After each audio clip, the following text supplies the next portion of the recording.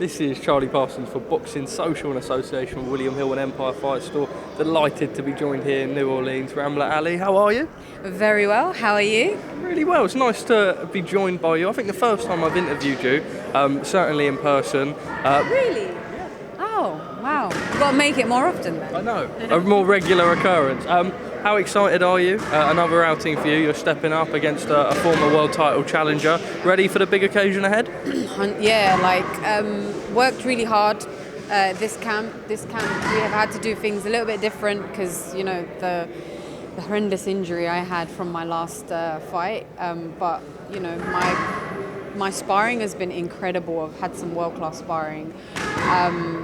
Been lifting huge numbers in the weight room, I must admit, and then getting some incredible times on my runs and my tracks. So I know I'm more than ready, and I know I'm more than 100% capable of winning on Saturday.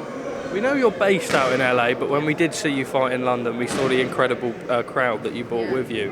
Are you eager to get back? Because there's a lot of talk on Twitter about if you ever are going to fight back in London again. That is definitely the plan. One of the amazing things about being with Matchroom is that they put on these incredible cards all over the world. So why not seize those opportunities as and when they come? When I was amateur boxing, when I was an amateur boxer, I was going all around the world and getting to experience all these different countries and cultures. And why can't I continue doing that as a pro? Obviously, I want to compete again in London. London is my home. It's the only home I've ever known. I hope, fingers crossed, that we can do the world title there, because having that huge crowd support you is just insane. Well, let's talk about the sort of steps to the world title now. Yeah. You are certainly starting to step up and keep progressing up the level. How far would you say you are away from that world title shot? I'm within reach. Yeah, it's just there. It's within reach. I have to get through Saturday first, which I'm 100% confident that I will, and then hoping to challenge for that world title by the end of this year, maybe early next year. What can you tell us about your opponent Saturday night? I'm sure, I don't know if you're a person who likes to look over tape, etc., or maybe leave that to your team, but my coach has always forced me to watch the tapes. I don't usually like watching tapes because you end up building the person to bigger than what they are. So I have watched a very Mexican style, very come forward, and I've said this already, but it's great that I have Mexican coaches that can nullify that Mexican style. So she's great record. She fought her previous fight, I believe, was to challenge for the world title. She took the champion to 10 rounds, which is an incredible accomplishment.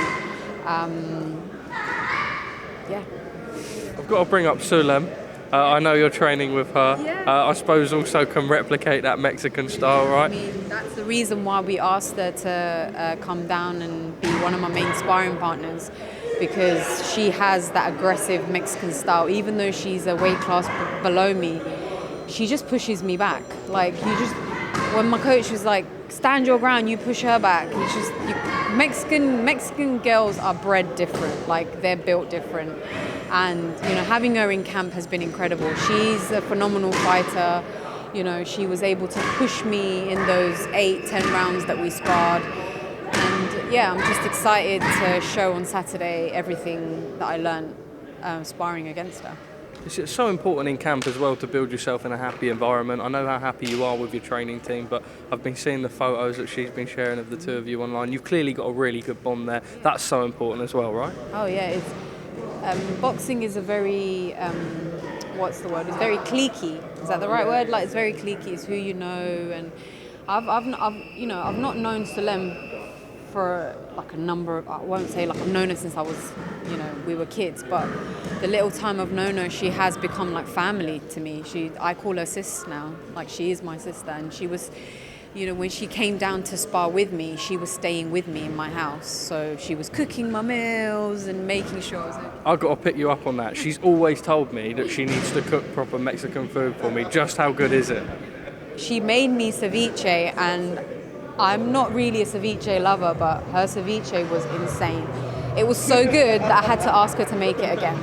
Yeah. So I'm in safe hands. You're in the best of hands, yeah. Just a few more from me. I said to you, is it Off-White this week? You said no. Alexander McQueen. Do you want to have a little talk about that? Yes, so my next fight kit is going to be designed by is designed by the creative director of Alexander McQueen, Sarah Burton. And I was just saying to you that, I've always wanted to, there's so many incredible boxers out there, especially in my division, and me having these amazing brands design my fight kit allows me to stand out from the rest, and that's just what I want to do.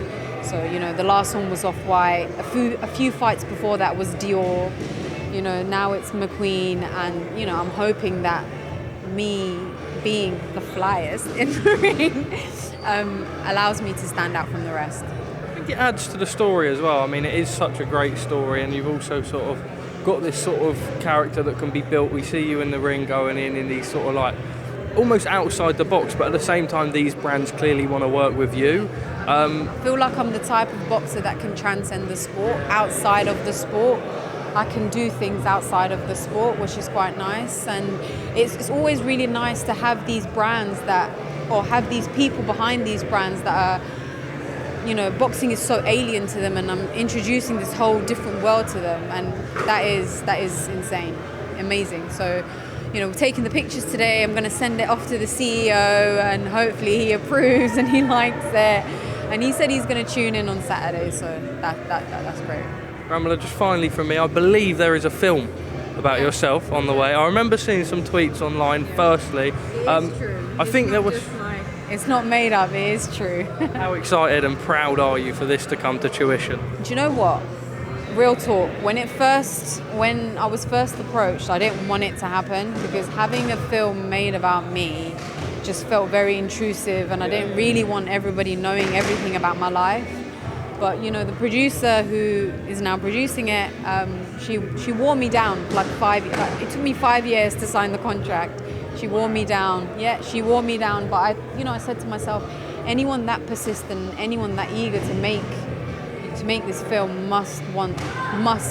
will be able to do it justice.